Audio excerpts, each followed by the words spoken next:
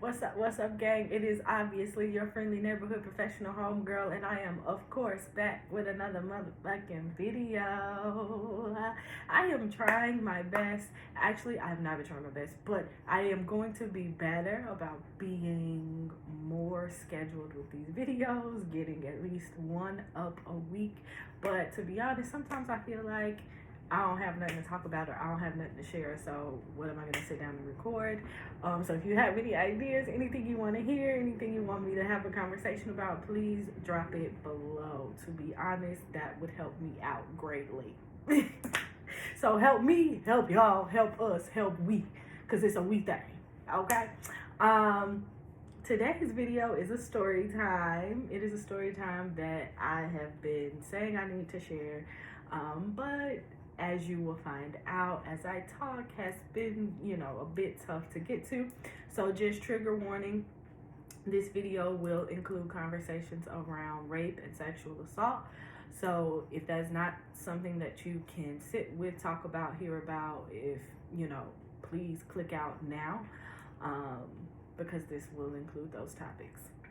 So let's jump right into it. This story time is a story time about my dating in Mexico while I was in Mexico. Some of you know that earlier this year I was in Mexico for about 2 months.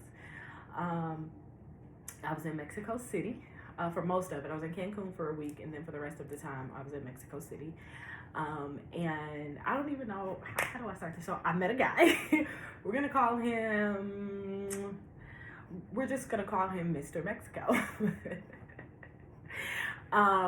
It was a guy that I met. So I met Mr. Mexico one day. I was out getting lunch in between sessions because, as of now, I do work telehealth. So I was out getting lunch in between sessions. He approached me, asked for my number, asked me out. The whole thing. So I agreed to go out to dinner with him that night. And it was going good. We met up at one of my favorite restaurants in the city. And look at me having favorite restaurants in different countries. We met up at one of my favorite restaurants in the city, and what drew me in was that I felt like he was the male extroverted version of me. And what I mean by that is that he has been solo traveling for years. His, everything about his life is about travel and exploration and learning, and he speaks 4 or 5 different languages, and like all of these things. Like, I'm just enamored, I'm infatuated. And also the extroverted part, meaning like I'm friendly and I will talk to people, but I'm not like a work the room type of person, and he is or he was a work the room type of person. He could talk to anybody and everybody about anything and everything. It didn't matter. And so I was just drawn in.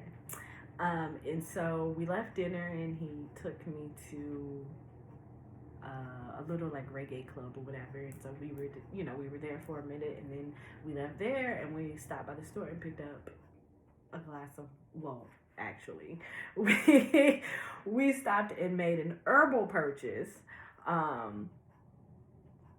We stopped and made an herbal purchase, and then we stopped and got a glass of wine, and then we went back to his place for what I thought was just a quick moment to, engage in the herbal essence, and then head back out. But it was a little bit more than that. And he was making sexual advances, and so because of that, I then had to have this conversation around, well, I'm not there, and I don't want to go there, and I'm not comfortable there. For him, he felt like what he was doing was making me comfortable, and the things that he was doing were buying wine, touching on me, those types of things. And I expressed, like, hey, those things don't make me comfortable.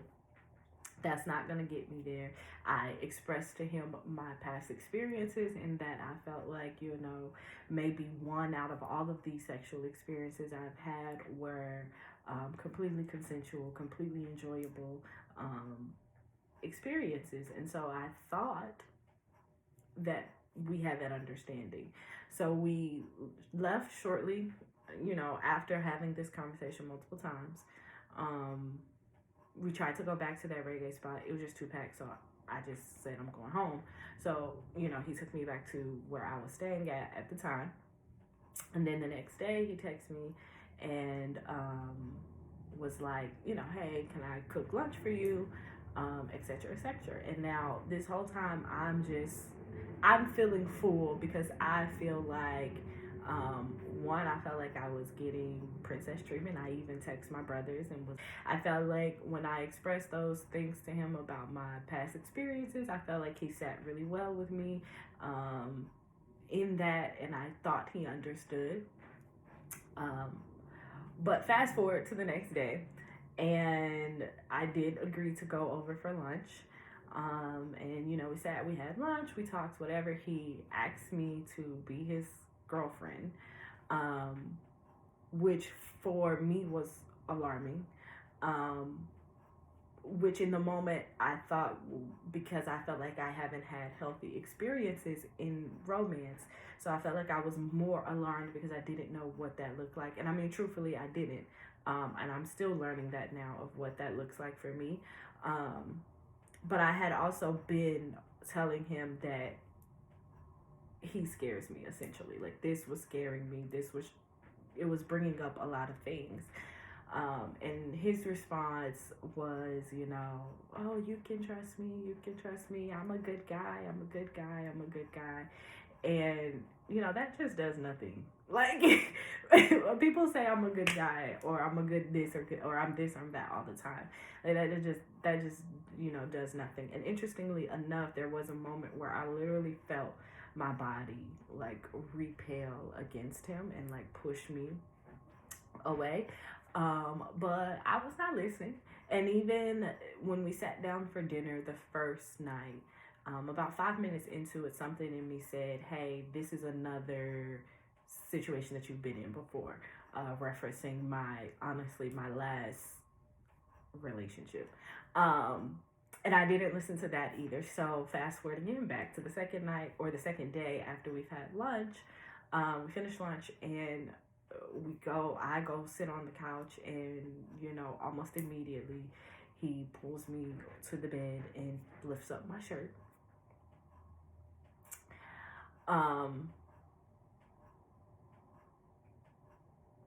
And you would think that I would get out of there right then and there, because if I didn't know before, it's very clear where he was going and what he wanted. And it's like, clearly something in me knew, because I was getting these warning signs, these signals. My body was literally telling me, like, this is not right, sis.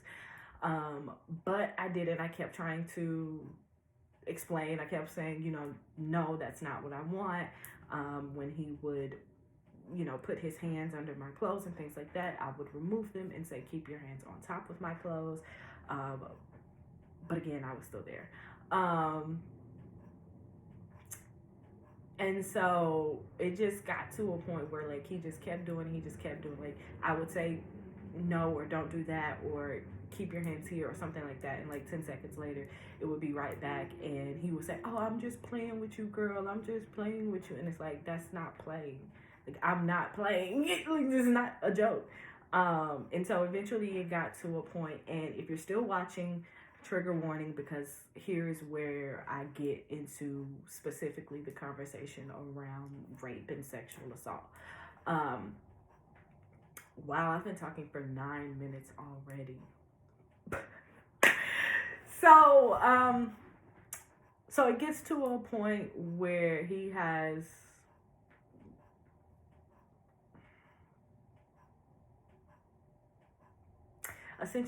worked me down and worked me over to the point where I just give in, and I let him do what it is he clearly wanted to do. And I felt like I just froze. This is supposed to be quick. This is supposed to be a quick story time. Anyway, I felt like I just froze, which I did, kind of. And I don't say this in a blaming myself sort of way. For a while, I've only talked to 3 people about this. Um, and it took a while to express it in this way because I didn't want to say or admit or allow myself to believe that this had happened to me again. So I let him, do what it is he was trying to get to, and I was honestly hoping that he paid attention to the body language, because my body was, I was very balled up. I was very not engaged. At one point, I even had kind of gotten into a laid down fetal position with my back to him, and he was still trying to continue. And it only stopped because I was able to get up and run to the bathroom and lock myself in the bathroom for a second. And again, you would think that after that I would get my shit and go. But I did it because one reason or another, right? So I come out of the bathroom, I put my clothes back on, whatever, and I'm still trying to express this is not what I want. But then a little bit more time passes, and again the same thing. He just works me down, he works me over.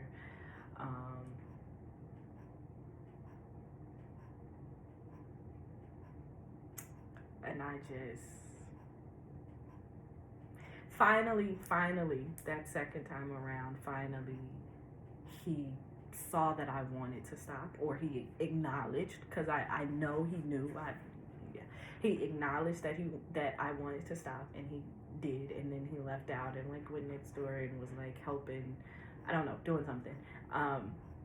And when he came back, I was getting my stuff and walking towards, getting ready to go out of the door. And he's like, well, wait, where were you going? Are you mad because I, left you in here to go do such and such? And I'm like, no. No. So, at this point now, just get me out of here. Just get me out of here. So I do get out of there at that point. I go back to my apartment. He, of course, is contacting me over that course of that evening, the next day, oh, why are you mad? Why are you mad? Da, da, da, da. A couple of days later, I ended up meeting up with him because he was so insistent on talking. And so we kind of met up downtown, and we were walking around downtown, and I asked him, I was like, well, why do you think I'm upset? And again, his first response was, oh, because I left you in there laying down by yourself. I thought you want to stop, da da da. And I'm like, no, that's not it. And I explained to him, I told you multiple times, that's not where I was trying to go. That's not what I wanted. I said no. And even in the midst of it, my body language, I literally ran away, literally and figuratively. And you still didn't stop. And when he acknowledged, oh yeah, I thought about that after you left, or however he said it, it made it no better. It made me angrier because you knew what you were doing. And so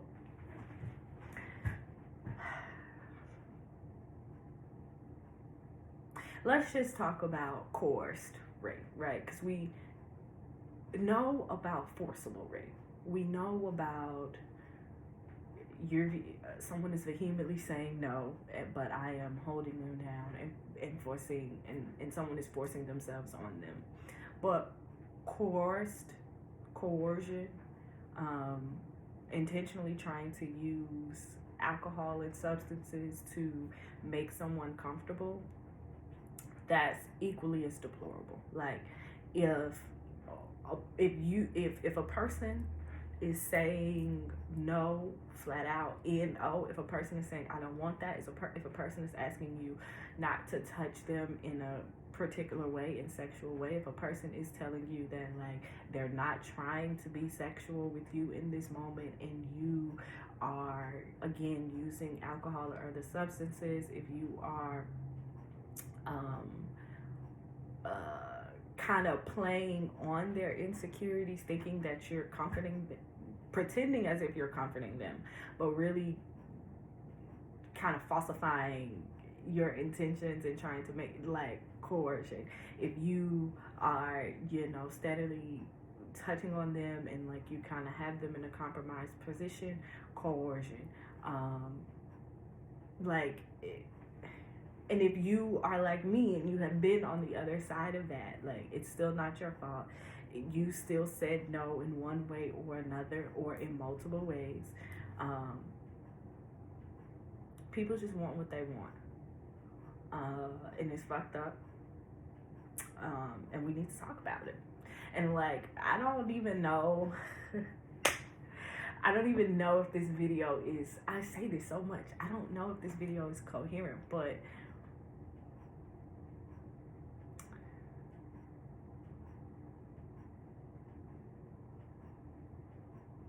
it's just fucked up that,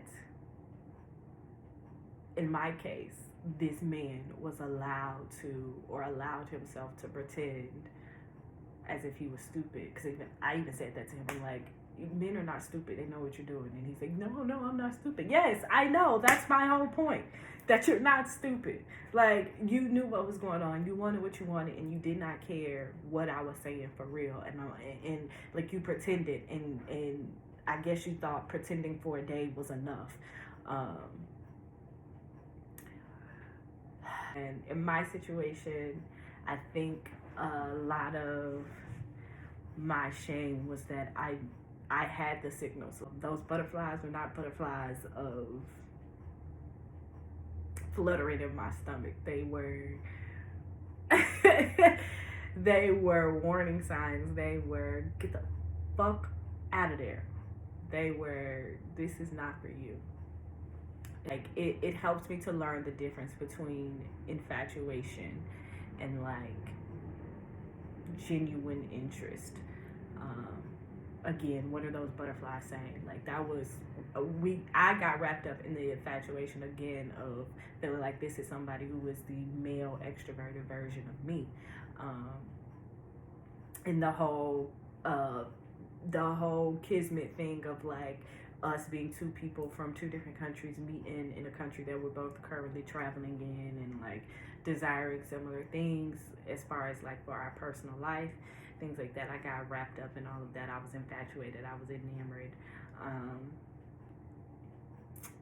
But so was he. And so was he. Like, he liked the idea of me, but he still didn't. It's like weird. Like, he was enamored with the idea of me as I was with him. But for him, that meant like playing on that meant having my body versus having me. And he tried afterwards, like, he kept pressing me to try again in terms of like dating again, and like, oh, I won't do that again, and I want you for more than what I wanted you for, like that type of thing. And I just I couldn't articulate it fully to myself then while I was still there, but it was in my reflections once I got home, that I was able to kind of put the pieces together for myself. So this is a long ass video. I don't really know how I feel. I don't know. Date people who date like you as well. That's also something that I learned. To date people that date like you. Like, if you, it's very clear if you know that this person expresses their desires or their feelings sexually early on, or like quickly, or whatever the case may be, and you know that's not you, that's not how you express, that's not a comfortable expression for you, go the other way. Like, that doesn't automatically mean they're a terrible person or they're a shitty person. Obviously, it just means that you two don't date the same and you're incompatible. So just move on, because it just is what it is. It's not gonna work. It's not gonna work, because somebody's going to have to give up something that they don't want to give up, or somebody is going to have to compromise themselves in order to make it work. And why would you want to build a relationship off of foundational compromise? Like, not compromise in the sense of like, I want Mexicans for dinner and I want sushi for dinner. So how can we both get, how can we both be satisfied? That's, that's healthy compromise. But compromising yourself, no, not at any point, not in the beginning, the middle, or the end. If anybody is asking or requiring you to compromise yourself for their satisfaction, get on down, because it's not it. So yeah, I think that's it. Thanks for watching. Thanks for being safe space. As always, be well, be kind, be loved.